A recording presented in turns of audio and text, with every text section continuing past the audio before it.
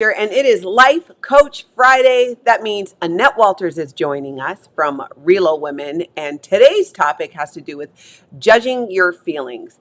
Do you have feelings? Do you judge your feelings? Are you piling feelings on top of feelings? We're going to tackle it today with Annette. And Annette, welcome again. Always a pleasure to have you for Life Coach Friday. Thank you so much. Life Coach Friday is the highlight of my every other week. Me too, because I like to think of it as getting in another life coach session for myself. Now, so this week we're talking about, do you judge your feelings? And so how would you describe? How do you want to set this up? What are your thoughts on this? So, we had a lot of times in between, Natalie and I'll have discussions about things that go on in our own lives. And that's where a lot of the inspiration comes from for these Life Coach Fridays. For me, we're in relocation world a lot of times, but ultimately we're talking about our everyday lives. And one of the things that happens in our everyday lives is that we have feelings, of course, emotions that go on with these things that seem to land at our doorstep. The challenge comes in when we have those feelings and then we have feelings about the feelings that we have. And so it is in that life gets really messy. And if you've ever landed, which I've landed many times, like an overwhelm or in a place of just being stuck and I can't figure out why, it's typically because I'm experiencing emotions about emotions. So if we take this to something practical, let's say that you are very disappointed in the fact that you didn't get that job. And then you're thinking, "Oh, well, but I didn't do the right things for that job." And so now you're feeling shame about the judgment that or the badness that you're feeling about not getting the job. And rather than just process through the emotions of being disappointed or things like that, we end up in that shame place because of the judgments that we start to make about how we're feeling. And those judgments aren't just about how we're feeling, but also about how we shouldn't be doing this. I mean, it goes down the entire road of of shoulds. Hmm. Hmm. Yeah, that makes a lot of sense. And I could see, I see that often. And, I can use myself as an example. And this is something that, and for those that don't know, Annette's actually my life coach. And I have sessions with her to help keep my head on straight, keep my mind set so that I'm looking forward and can do everything that I do. And that is one of the things early on that I realized I was catching myself doing. I would have maybe be kind of like stressed out about, a real estate deal, for example. And it's one thing, when you got a lot going on and you're working on it and a challenge comes up, and to be able to look at that challenge and see it for what it is and see my options, that's how I work to operate now. But there was a time when I would have seen those challenges and gone, oh, and then just piled on top of myself this self doubt and, what am I doing wrong or what, just pile, pile, pile, exactly how you're saying. I was judging my own feelings. So Hmm. how do we not do that, or how do we recognize it when that comes up? Well, let's back up just a little bit to talk about feelings and how, as humans, especially in this day and age, how we feel about feelings. Hmm. So, if I was going to, and I'm going to ask you straight up, what are emotions that people should not have? Good morning, Lindy. Good to see you.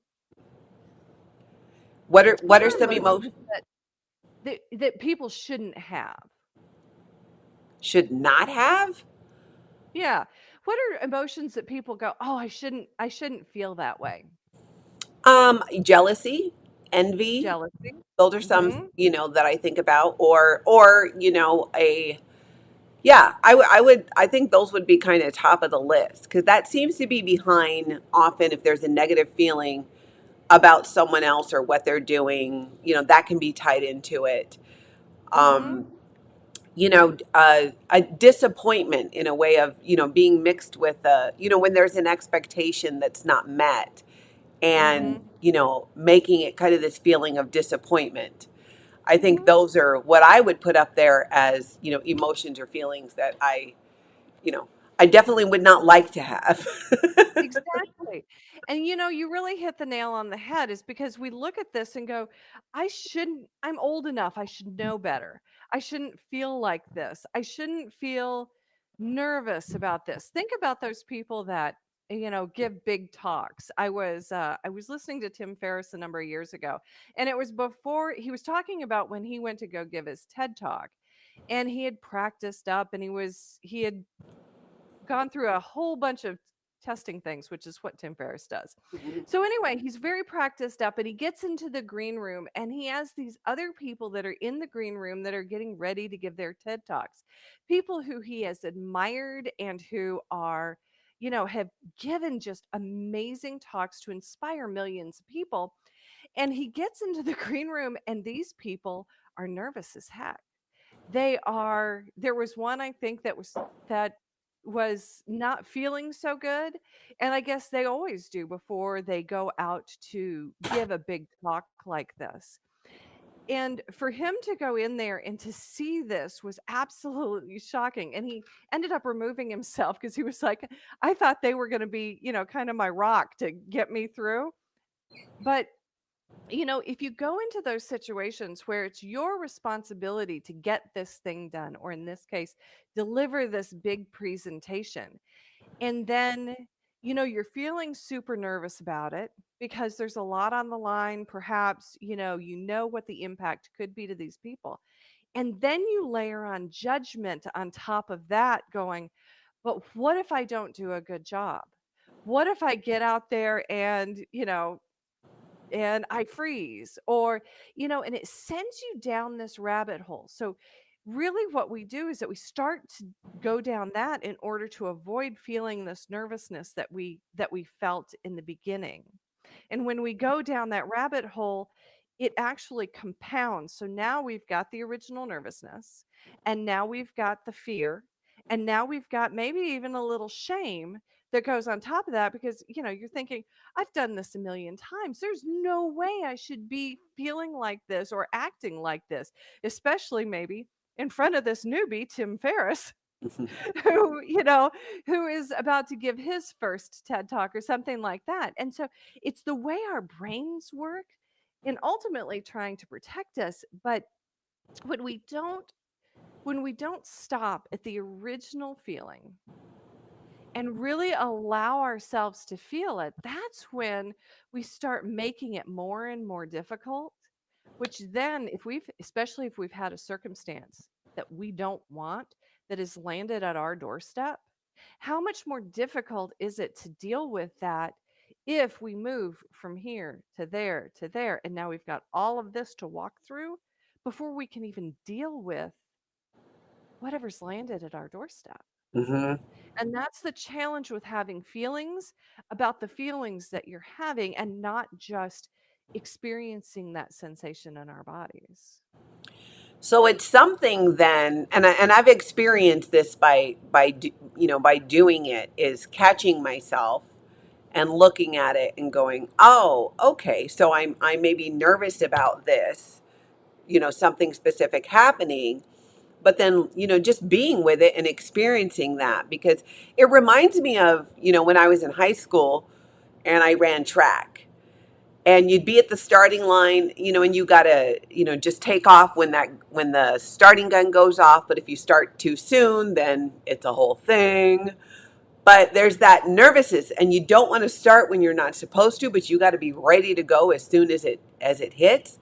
And that mentality of, and for the record, high school was the last time I was any type of an athlete. But that experience I've used through childbirth. I've used through helping my own daughters with their, giving birth, because it takes such focus. And that's a good example of when you get into it, you can start judging and judging your feelings. It's a very intense moment when you're in labor. But what really helped me when I had my kids was channeling that mentality I had as an athlete, and just recognizing it and going, okay, I can feel I'm a little nervous, but I'm gonna channel that into a focused energy of that. I'm going to get through this. I'm going to do this, eye on Mhm. the prize kind of thing. And I remember when I was with my daughters, when each of them gave birth, that was my advice to them because they had both been athletes at too as well. And, channel that and not go down that rabbit hole of what if, what if, what if, what if, oh my gosh. And then you pile on all these different feelings and you completely lose track of what you were even doing. So I know that Mhm. it can be done, but I definitely feel like it definitely takes, it's kind of like a muscle that you got to keep exercising and keeping in mind. Mhm. Are there any, signs, or like how can we recognize that more too? Because I know too, I felt like it took some work for me to learn to recognize when I was doing that and separate out what is the, emotion or what I'm feeling in that moment versus what I'm actually piling on that's not necessarily true. Mhm. Is it just kind of taking that moment when you start feeling that? Because to me, my what tips me off to when I'm judging my feelings or I'm piling things on that are not necessary is when I get that feeling of overwhelming anxiety. And for me, that's a sign to take a step back and look at the situation and see another way I can see it. Make sure that I'm Mhm. seeing my options. And when I do that, which is something I've learned how to do with you, it does dissipate that piling on feeling of feelings and emotions on top of what already is a legitimately maybe stressful situation or something I'm nervous about. And sometimes you're nervous in an excited way. You can be nervous about walking down the aisle, Mhm. nervous about showing up for work on your first day. Nervous, I deal with this all the time with clients. They're nervous about their inspection being done on their home or nervous about the sale of their house.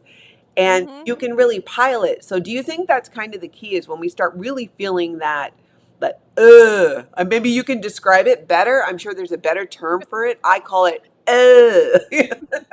Exactly. to Exactly. recognize it and not go there.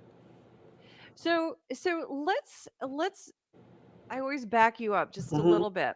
So we're talking about, this nervousness, this place where, you would generally before you learned these tools be there and you're like, "Oh, but I don't want to feel this. So I'm going to move to this thing over here and think about the fact that maybe I shouldn't be feeling this thing in the beginning." Why do you think that you didn't want to feel this in the beginning? The initial thing? The initial thing, because it's uncomfortable. It felt uncomfortable. Mhm. There's a nervousness, but then when it becomes stressful, that's when I'm piling on feelings about what's going on. Mhm. But the reality of it, when I work through it, I see it very differently. So I think it's Mhm. that feeling of that, you know, feeling out of control because you're not sure what's going to happen. And I think that is so much of what life is we get through different challenges and situations. And in my world, whether I'm helping someone buy a house or sell a house, there's a lot of emotions that can go in, but underneath it all, it's really that. And I hear this, often with clients very commonly. I just wish we had a crystal ball because there's Mhm. no guarantee. It's not 2 + 2 = 4. In Mhm. real estate, it can be 2 + 2 is 8 × 11. See, Doesn't always make sense. and see, that's what it is that I love the fact that you brought up the fact that it's uncomfortable. And then your clients are saying, "I just wish I had a crystal ball." What all of this assumes is that this uncomfortableness, this not knowing is not supposed to be happening. And Yes. when we have this uncomfortable feeling or a negative feeling, any negative feeling, a lot of times we think, "Oh, this shouldn't be happening." But when we have those things, the problem is that we that it comes from a bad assumption. Because life really is, if you equalize it all out, about 50-50. There's 50 good and 50 bad. And frankly, everything is not supposed to be happy. We are not supposed to be happy about everything. I was listening to my coach earlier today, Brooke Castillo, and she happens to be talking about feelings this week as well. And she was talking about the fact that there are horrible things that happen in this world, and we do not want to be happy about it. We will have treasured family members who pass on, and we want to feel that grief because that grief is actually a reflection of the love and care that we had for them and still do, even though that they're gone. Hmm. And so the thing is that when we have these negative emotions come up, it comes along with an assumption that this isn't the way that it should be. And I think that is why we really start to layer on feelings on top of feelings, judgments on top of them to try and push them away because we're convinced that this isn't the experience that we're supposed to have. So we're actually making it worse because we're just not being with those initial feelings. So if it's a stressful situation or something that triggers a little bit of anxiety, rather than just going, okay, what's happening and facing that, we pile on these other emotions of whether it's self doubt or this shouldn't be happening or this idea that we should never be uncomfortable, or we Mhm. should never feel any type of, stress. It's a normal part of life. And I think you really hit the nail on the head. And that's a realization that I feel I've come to in life. For me, it was part of the magic of turning 50 was recognizing and realizing, and I can't believe it took me this long to realize that even those times of stress and challenges, I mean, that is life. That is Mhm. my belief that that's what we're here for. We're here to work it out. We're here to Mhm. learn. We're here to figure it out. If it's not challenging at times, then we're not doing it right. Mhm. Life is meant to, I think to jump in, and that's the whole idea behind goals. There's always going to be a degree of pushback or something to overcome because we're meant to figure it out. That's how we learn. And for Mhm. me, when I started seeing it like that, okay, this is normal. It's normal to have these challenges. So don't I stopped seeing it as something that was completely unwanted or that I should not be experiencing.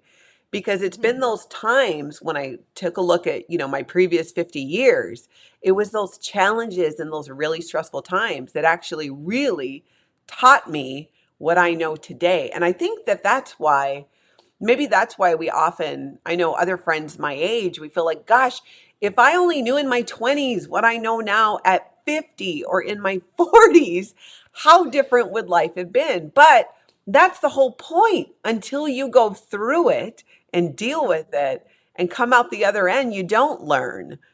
And Mhm. so it really helped me understand that just because I have a challenge or a situation comes up that's challenging, a wrench gets thrown into my plans or a wrench gets thrown into a deal doesn't mean anything except now I'm going to figure out how to overcome this, how to Right. sort it out rather than stopping and going self doubt. What if? Oh my gosh, blah, blah, blah, blah, blah. And then going down Yeah. that rabbit hole. Or even fighting, this shouldn't be happening. It's like fighting with reality, and you're like, wait, but this is the way that it is. Yeah. And so when we pause and then we can see it for what it is, when we're willing to do that and we can ask, okay, so this is this. Now what? Hmm. Now what am I going to do? That really opens us up to being able to see those options that you were talking about earlier in our conversation here. A lot of times when we go down these rabbit holes where we're fighting or resisting reality or that thing that has landed at our doorstep, when we do that, our focus narrows. It narrows so much that all we can think about is either this is the only way to solve this or this thing shouldn't be happening. Well, while we're spinning out on thinking this thing shouldn't be happening, what are we not doing? We're not actually seeing our options. We're not actually getting to that place where we're even willing to solve or come into that, okay, now what am I going to do? And that's why we end up so stuck sometimes. The other concept that I'd just like to throw in here that keep people stuck is one where is about emotions themselves. Some of these emotions that come to us are rather intense. So we may have grief over a lost loved one, or we had put our heart and soul into a business and now it's failed, or something else has happened that we were really counting on. And we feel badly about it. As a matter of fact, we feel so badly that we're afraid that if we start crying, we are never going to stop. Mm. And because we have this kind of set of thoughts and beliefs that are going around in our head, if I allow this to happen, I'm never going to get out of this bed. If I allow this emotion to pour forth and allow it to be, I'll never, figure out how to make this business go and work right. But the thing is that it's like a top on a kettle that's whistling. And I actually Mm. experienced this for myself last week. I had something that had happened within my own life, and I was very upset about it. And of course, I go to my coach because I know the value of coaching. So I go to my coach, and the first thing she tells me is that, you know what, Annette, I need you to sit and I need you to feel this. And Mm. it's okay. And we're going to take as much time because you need to feel this. Mhm. And so as I sat there and the tears came and my cheeks got hot, and I did have those automatic kind of habitual thoughts like, well, if I start crying, I'm never going to stop. Those kind of flooded forward, and I'd say one or two things, but just kind of cried, and I felt it. So one of the things that I teach my clients is how to sit and be aware of how it lands. So for me, it landed in my arms, it landed in a tightness in my chest. Mm. And I allowed it to be. And what happens in coaching is that you do this without being judged. And so I'm sitting here in front of this other woman, my coach, and she isn't judging me. She isn't telling me how this should be happening or shouldn't be happening. She just keeps encouraging me to feel. And wouldn't you know that just 3 or 4 minutes later, once that top had been pulled off of that kettle, it stopped whistling, and that fight that I was using to keep all of that kind of tamped down was released. And at that point, it was almost like the sun came out and the skies parted. And I was like, oh, that's what I'm not seeing. That's what that also could be equally true rather than the one thing that I was thinking. Mm. And it was in that willingness to feel and believe that it would end, the pain would abate, if you will. That is the place where I was able to start to sort out this thing that had landed on my doorstep. Mhm. The thing that was really important to me that I really wanted to solve, and never would have designed it or asked it to ever have come. And That makes so much sense. That makes mhm, so much sense because it's often when we're hit with those emotions. I know that I'm the type where I've gone, well, I shouldn't be feeling that. No, but you're right. When you do, and sometimes you just need a good cry. And then, like you just said, you let off just enough steam that now you have space and room.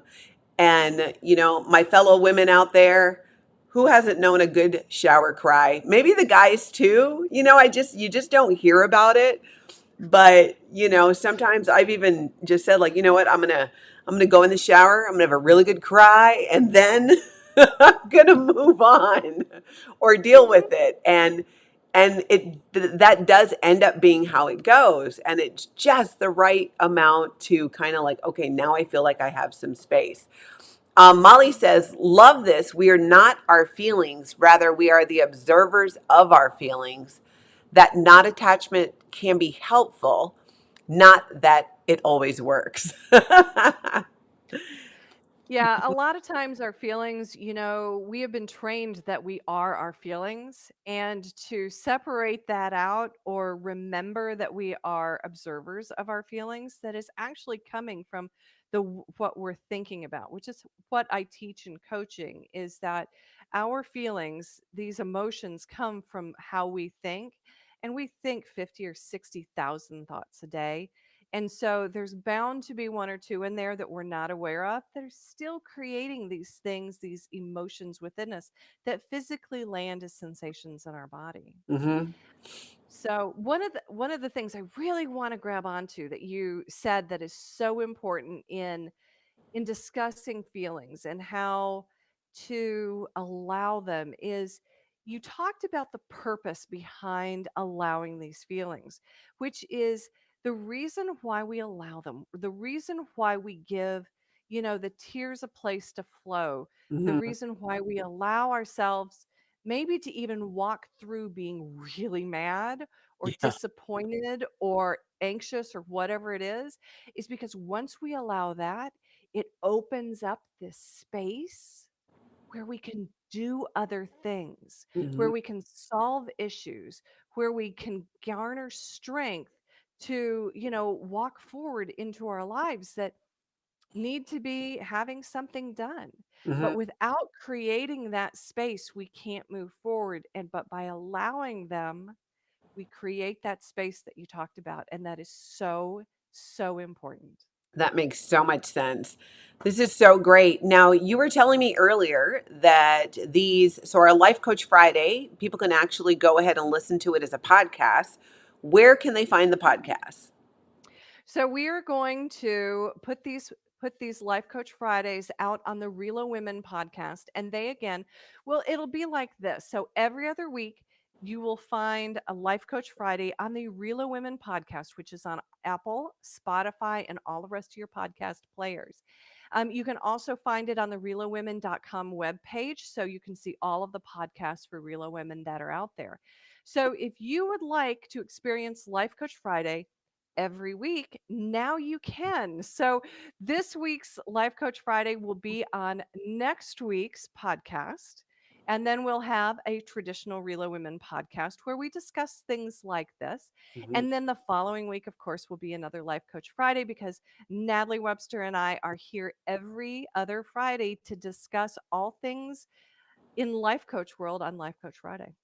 I love it. Thank you so much for joining us, everybody else. Thank you for watching as well. Feel free to share this video. If you want to learn more about whole life coaching with Annette, you can visit relowomen.com and you can click on Let's Chat on any page on that website. And she is offering, there's a consultation you can sign up for as well to have a chat with her on that Let's Chat button.